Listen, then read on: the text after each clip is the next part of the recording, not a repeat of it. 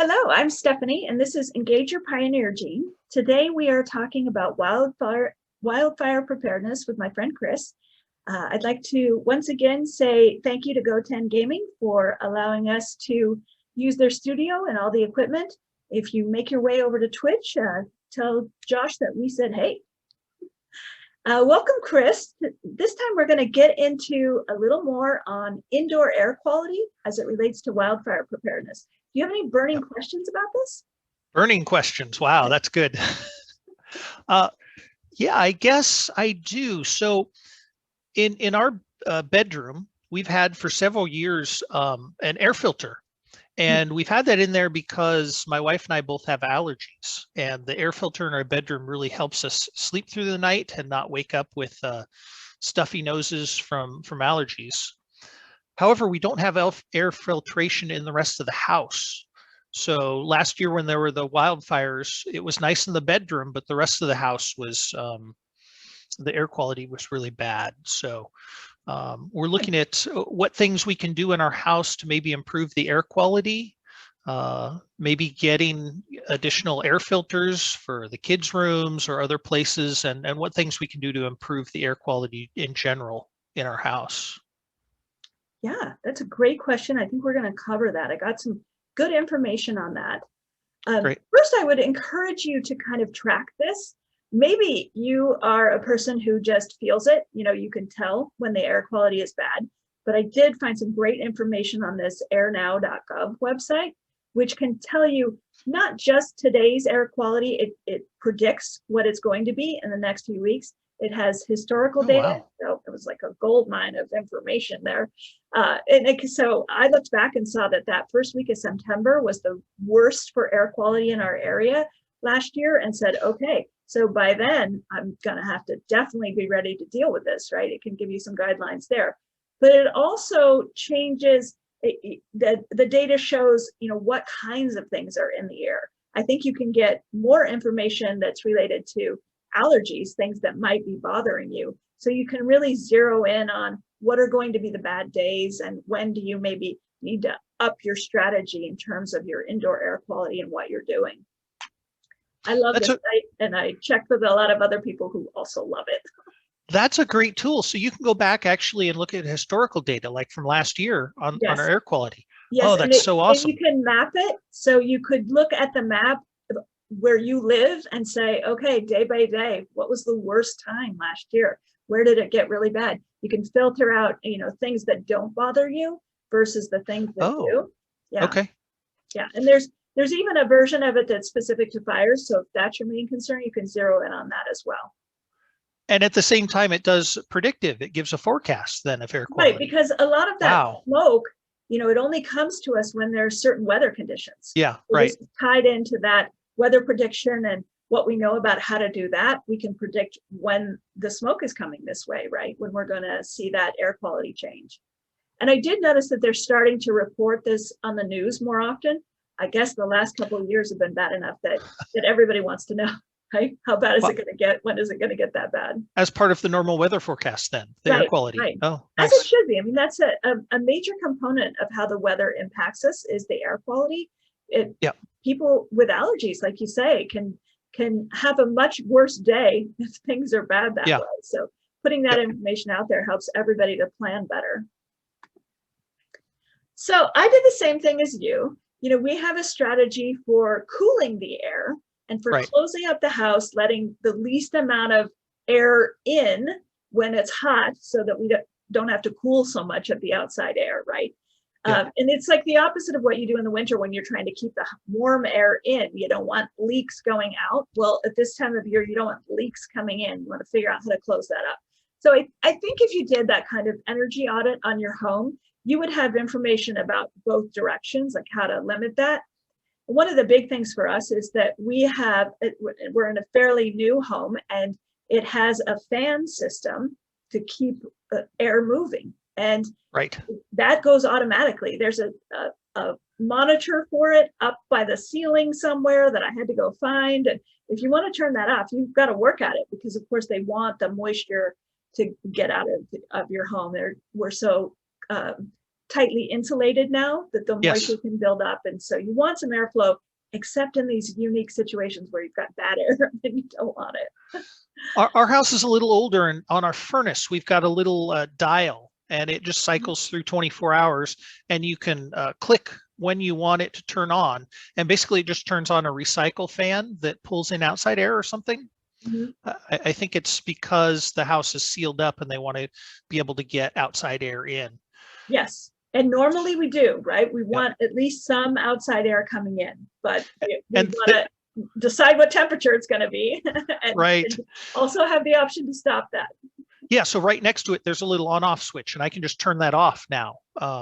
And so I should do that when I want to seal up the house. Yes. Yes. Okay. Yeah. So I think that's the first thing. And the, other stuff, like we often keep like our bathroom fan going most of the time. We're cooking, we've got our kitchen fan going. Those are the things you want to limit how much you do that. That has a real impact on, because you're pulling air out, then sometimes air is going to get in some way that you don't want it to. So thinking it through strategies on that.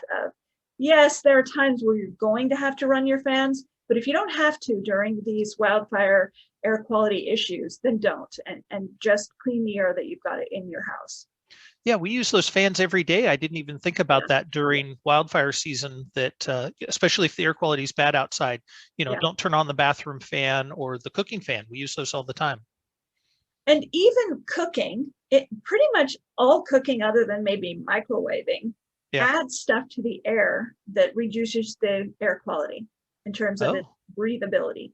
So even boiling and steaming is putting stuff into the air that you're going to have to try and clean out. So as much as you can limit that while you're treating your air and trying to stay safer during these times, the better off you're going to be. So when I burn the dinner and it sets off the smoke alarm, that's an air quality impact. Bad thing. That's an air quality issue, right? Who knew? Yep. I thought it was just a noise problem. So I did what you did, which is to buy a little air cleaning unit, right? A little filtration system.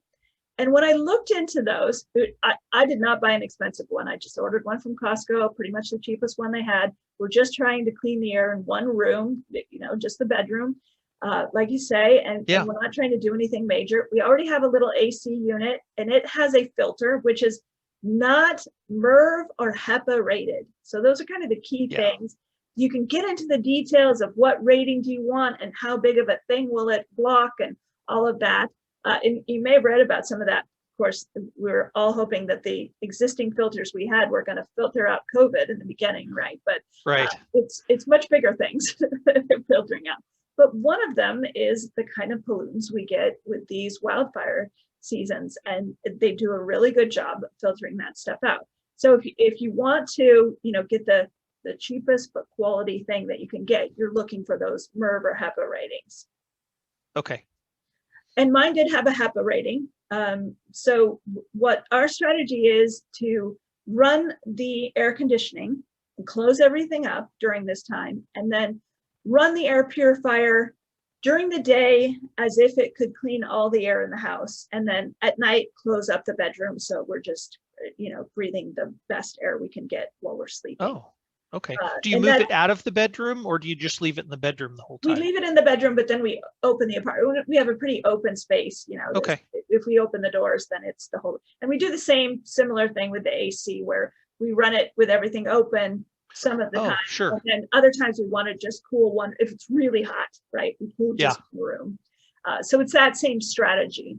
And then we don't want to, dust or vacuum or anything that would add stuff to the air that then has to be cleaned out that's not the day for that, right? Oh, sure. Right. If you know that that's coming, that we're about to have some bad air quality, then do your cleaning, then air your place out, and then prepare to close it up.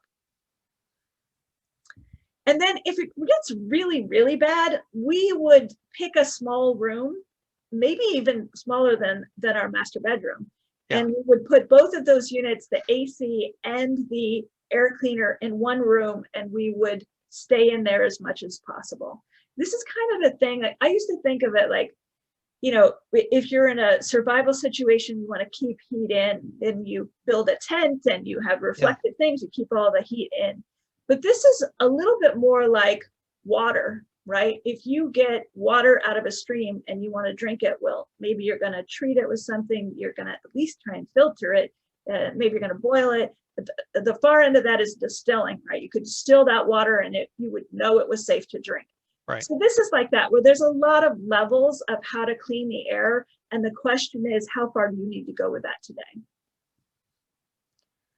What do you think? Do you feel like your strategy is good, or are there things that you still need to do to get it where you want it to be? Yeah, I think we're still going to look into getting a filter for the kids' room, just so that they can have their own space that they can close off at night. And then we will do the same. But yeah, it's a good idea to open up those enclosed spaces during the day to help with the rest of the house. That makes a lot of sense.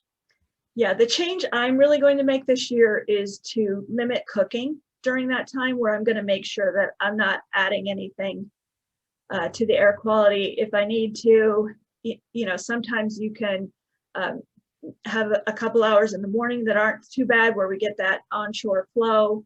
You know, do some prep then, and then try not to cook later in the day when it's hot and bad air. That's the thing I'm going to really look at this year. And then in the future, we may look at upgrading, getting either another air filtration unit or a better one that's a higher rating. That I don't think this is going to get easier. Right. Yeah, at some point we're going to have to look at whole house air conditioning as well as air filtration. Yeah. And then the other thing on this is just to be prepared to leave. If it really got bad enough where, especially if you're someone, like you say, with allergies or some kind of health condition where breathing bad air was going to have an impact on your health, you might just decide, well, this is it, we got to go. And some people sort of just get sick of it, right? It's being all closed up, stuck in your house, the fan going all the time. You can get over that after a few days. Right. So if you decide to leave, the things to look at are, make sure you're using that recycled air setting in your car. Now, you're not going to get in your car and block out all air. Cars just aren't really made that way. I think if you have a Tesla, that you can use that reverse pressure thing and do that. But if you just have a normal car, it's not going to do that for you. What reverse pressure thing? What did Teslas do? The Teslas have this thing where if you open the door, the air pressure from the inside pushes out, so you don't immediately get a bunch of air from outside coming in. Wow, so they pressurize the cabin. I don't know how it works, but I've been in a Tesla and that's what it did. Wow, okay, that's cool. So if you have that, please call in to the show. Right, please donate, we'll take one. So, but what you probably have is a little sliding thing on your AC where you can go from outside air to inside, which you use when you're following something smelly like a garbage truck. Yeah, so I do that for my air conditioning in my car. Whenever I turn on the AC, I also put it on recirc so that I'm not taking in new hot air. I'm only cooling the already cooled air. So yeah, I already do that on the car AC. Yeah, and you'll feel the difference, right? It changes how your system works in there. But you do want to do that, take in the least amount of outside air possible. Then you want to use the N95s, especially if you're going from here to someplace that's going to be better. Start off with the N95. Just filter out as much of that contaminants as you can, as long as you can. Obviously, wearing an N95 for hours on end is a difficult thing, especially if you have one that fits really well. Yeah. One thing I wanted to mention about the N95s, I've got a picture of some here, but there are ones that were meant for just being in dusty conditions, industrial ones, right, for people working construction or even in these kind of fire situations. And they filter the air coming in, but not your air coming out. So they're great if your only issue is wildfire, and they do. They don't fog up your glasses so much and they're a little easier to breathe. But of course, then you're putting your COVID air out again. Okay, so they're not necessarily the best for preventing the spread of COVID, but they're good for filtering out air you're breathing in if your concern is air quality. And these things were really designed with the idea of dust and smoke, which is why they have long been recommended for emergency kits, right? We've put these in our kits for years, and that is why, it's for those dusty conditions. And you can imagine, even after an earthquake, if you're dealing with debris and things, you're sweeping, you're going to be putting a lot of dust in the air. This is what this was all about, is how to keep that out while you're breathing. And these industrial ones, our regular masks that we're using for COVID usually just hook over the ears. These go back behind your head. They really pull on your face. Yeah. So a good seal. Difference. Yeah. Okay. And then, you're not going to be able to wear that for 10 straight hours unless you absolutely have to. But even if you do, you want to try and stay hydrated, because it's harder. Your body is working harder to breathe through that mask. And you just want to take the time to, drink some extra water, make sure that you're keeping your body as healthy as possible. And then on this, I think that if it were me, and I'm not a doctor, so I'm not making any medical recommendations here, but I would plan for when this was over, when the smoke had cleared, or when I got to that fresh air place that I was evacuating to, I'm going to want something that's going to help me process this all through. And maybe that's just extra water for a few days. Maybe that's some supplements that I'm going to take. There's going to be things that people do that makes you feel like, all right, I'm flushing all the toxins out of my body. Whatever that is for you, if it's just salads and veggies for a few days, do that. Plan on doing that. Maybe put something in your kit that's going to help you feel like you're getting that done. And even just the mindset of it, okay, we've been through something difficult. We're going to take a breath, freshen up our bodies. Maybe it's a breathing practice that you do to kind of clear out your system. Anything like that is going to help you move beyond this and stop feeling like, okay, I've been through a disaster. I don't know what to do now. Right. Can we talk about toxins in the air for a minute? Sure. So I read an article recently that just blew my socks off, and it was talking about the air quality after the Camp Fire in California, in the Bay Area. And this was like in 2018. And they said that the lead levels in the air were 15 times higher than normal. Oh, wow. Are there normal amounts of lead to be in the air? I bet that's one of the categories on that air quality site. So I was .gov. Why don't you come back and tell us after you've done the research on Sure. that? First, I was just surprised that there's lead in the air. And I guess it makes sense when you start burning not just trees, but houses and industrial areas, that you're going to get some of those metals and everything, mattresses and whatever else is being burned up is going to go into the air. So it was just surprising, some of the things that are in the air during these events. Certainly, that is one of the main concerns for house fires, is even if you are escaping the house fire successfully, you have breathed in all your stuff that's burning up, and that contains a lot of things that are going to be harmful to you. And that is part of why wildfires are getting worse, is not that they're burning more trees. That would be one thing, but they're burning more houses and buildings and cars and all the things that are in their path. So that adds to not just how much smoke is in the air, but how dangerous that smoke is. That's definitely true. Yeah. Yep. Okay, let's wrap up this session. Thank you so much for joining me and for coming with all those great questions. I hope this helped you prepare your indoor space for wildfire season in the Pacific Northwest. Absolutely. Thank you, Stephanie. Okay.